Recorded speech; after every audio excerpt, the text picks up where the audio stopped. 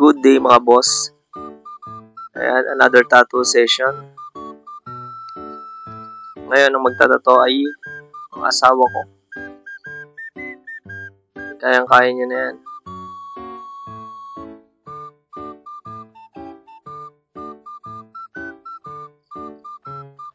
Ang design ni client ay tribal.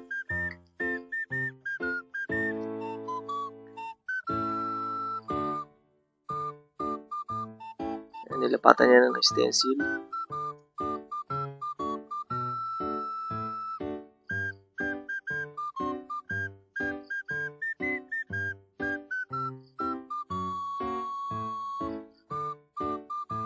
Ginamit niya panlinya dyan 3RL.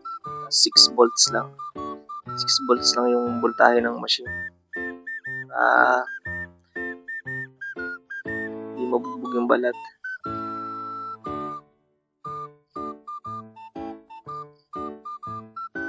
Videographer muna ako ngayon, boss.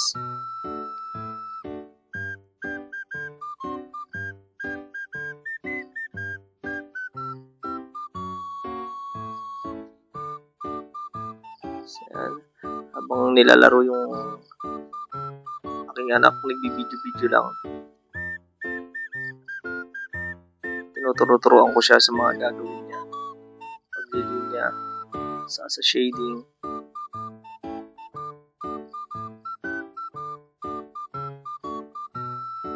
Nag-home service din pala tayo mga boss. Gusto magpatato dyan. Dito lang sa Disena Avenue. Okay, Bataan. Pwede rin tayo sa home service. Limitado lang tayo na pagtato dahil may pasok tayo araw-araw. Yung linggo, Sabado lang tayo nakapagtato.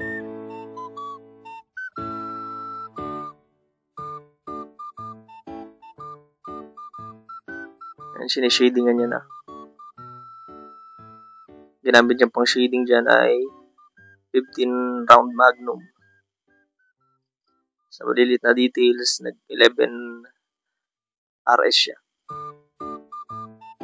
Hindi niya daw masungkit yung maliliit na detalye sa mga patulis. Kaya 11 RS yung ginamit niya doon.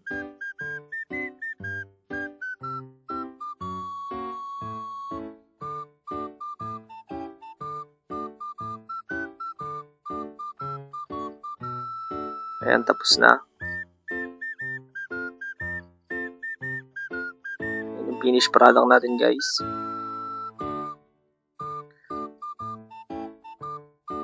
Tumagal din pala, tinatuan nyo ito ng 3 hours. Kasama na yung pag-prepare. Medyo matagal. Tagal kasi siyang nag-setup.